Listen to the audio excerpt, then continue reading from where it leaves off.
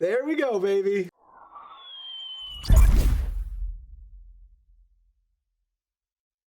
Hey everyone, Digital David here. Today on this episode of NewggNow, I'm going to be building a small form factor PC. Shout out to Newegg for sponsoring today's video and for Cooler Master for sending us some of the parts and components for this build. If anything piques your interest in this video, the link will be in the video description. Now let's go over the parts and components of this build. So the case we're using for this build is the Cooler Master NR200p. We have the tempered glass version here. All the panels have been removed right now, so you're seeing it very bare bones. This is available in multiple configurations and color options. Some notable things to point out is we have some room for some SSD mounting right here and our pumps labeled, which is pretty cool. You can see on the back side we have 3 expansion slots at the bottom, but we can mount our GPU vertically, and it does come with the riser needed to do that. We can also mount some hard drives to our power supply bracket and this metal bracket right here as well. And at the bottom, we do have room to install a radiator if you want, and this is really easy to clean and remove as needed. Next up, you can see the motherboard that we're using. This is the Gigabyte Aorus B550i Pro AX gaming motherboard. Check it out. We got our AMD AM4 socket, 2 DIMM slots, M.2, PCIe Gen 4.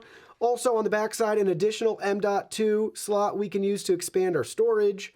And then you can see our I/O right here, DisplayPort, HDMI, USB ports. We have our BIOS flashback options, USB Type-C, 2.5 gig LAN, Wi-Fi 6, and all of our audio connectors. Next up, you can see the RAM that we're using. This is the Corsair Vengeance RGB RT. We have 2 16 gigabyte sticks. This is high performance DDR4, 3200 megahertz for our speed, and it's optimized for AMD.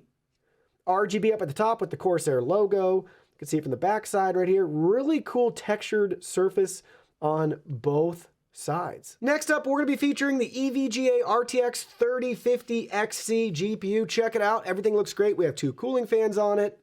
You can see from the back side. Here it is from the top where we connect our power to it. We got the little XC branding right there.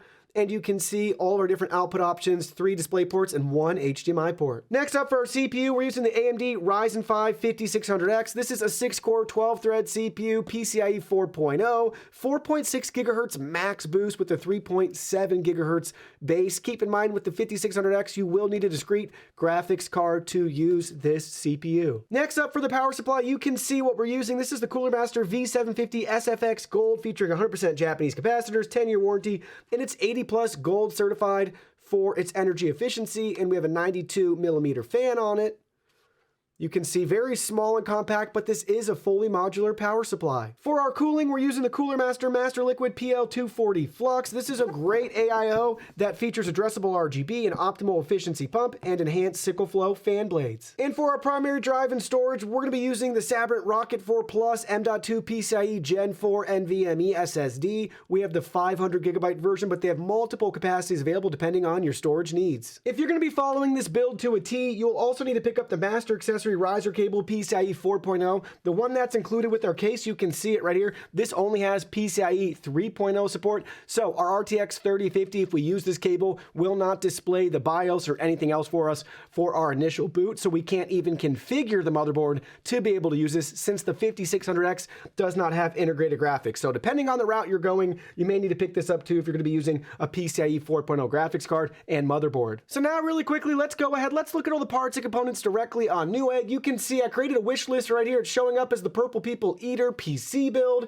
Keep in mind, at the time of this video, it cost around $1,500 to build this PC, but you can mix and match parts and components, and obviously you can downgrade or upgrade depending on your budget. So for example, right here, we went ahead, we put in the Lexar NM620 as an additional M.2 drive, not our primary drive, but I wanted to have a nice optional fast storage drive. So again, that's $63 right now. Again, you don't have to use that in your build if you don't want to. Maybe you have another spare drive lying around. And then you can see with our Cooler Master V750 SFX, you could go down to the 650 up to the 850 or find a different power supply.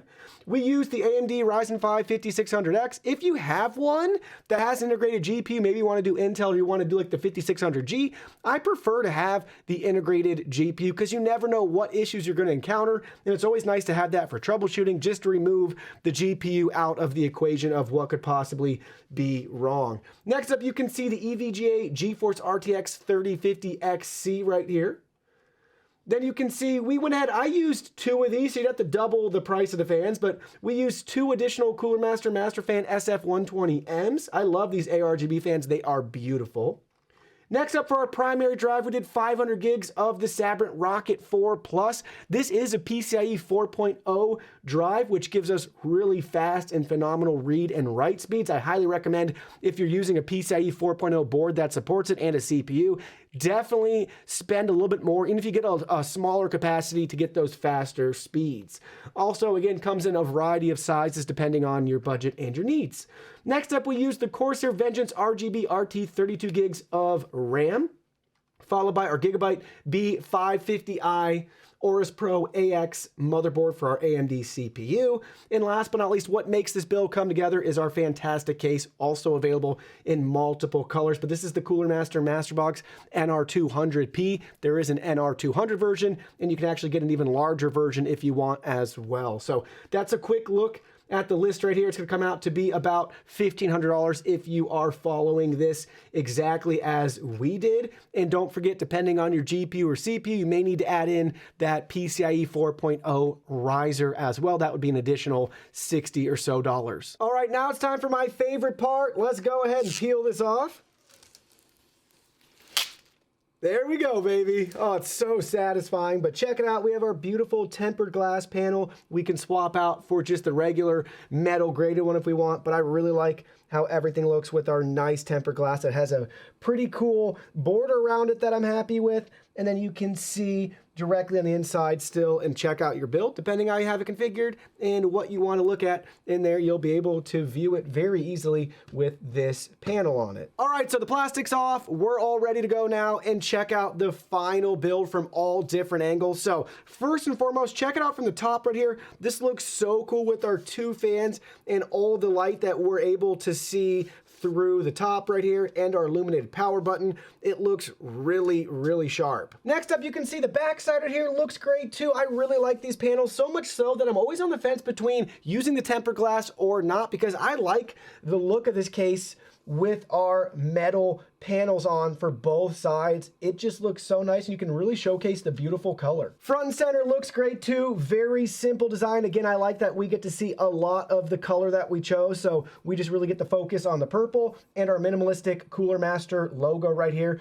Maybe in the future it'd be cool if this was illuminated, maybe a tiny screen. That would be a lot of fun, but really a good looking front panel that's just very simple and straightforward. We've already seen this side, but we'll look at it again. Depending on the GPU or what you want to showcase, if you get the version with the tempered glass, you'll really enjoy having this window to look through and see your build, especially with this size. Chances are a lot of you might be keeping this on your desk. Lastly, you can see our back right here. Currently, we have one HDMI cable in our power with our vertically mounted GPU. And I gotta say, with this particular Gigabyte board, I'm really happy with the integrated I/O shield. It looks super nice. It's not gonna be your metal finish that's silver and shiny. We have a nice black finish right here, so it looks really sleek, even on the back. So now let me share with you my final thoughts after building with this case. This is my second NR200p build, and I gotta say, the colors just get better and better. The first one was orange, this one's purple. They look so good. I just can't stress that enough until you see one in person. Just kind of has this shock, awe, and really cool swag about it, so to speak. But you have multiple options to configure this case. You can get a larger version. You can get one with or without the tempered glass. As you can see, we can actually get really creative, and there is some modularity within the case. So we can choose to move the power supply if we want. Technically, you could mount some 2.5-inch drives. You could technically mount a pump too, depending on what you're trying to do.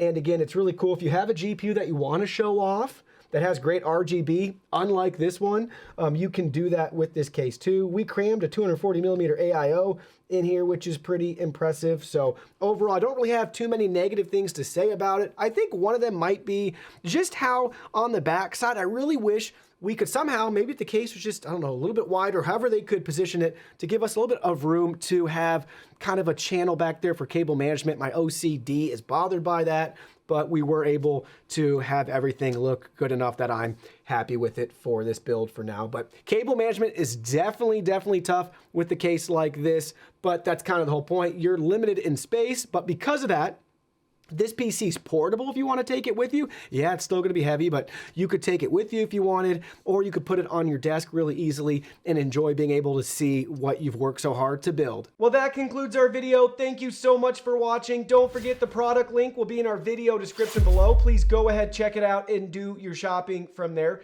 Any purchase made through that link helps support our channel at no additional cost to you. So we're really grateful and thankful for all of your support. While you're at it, can you go ahead and hit that like button for us?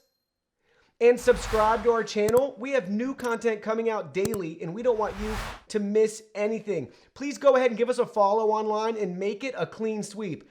Facebook, Twitter, Instagram, Twitch, TikTok, Discord. You can message us on WeChat, check out our website, and join our free newsletter. Thank you guys so much for being here. Don't forget new content daily, and we can't wait to see you in our next video.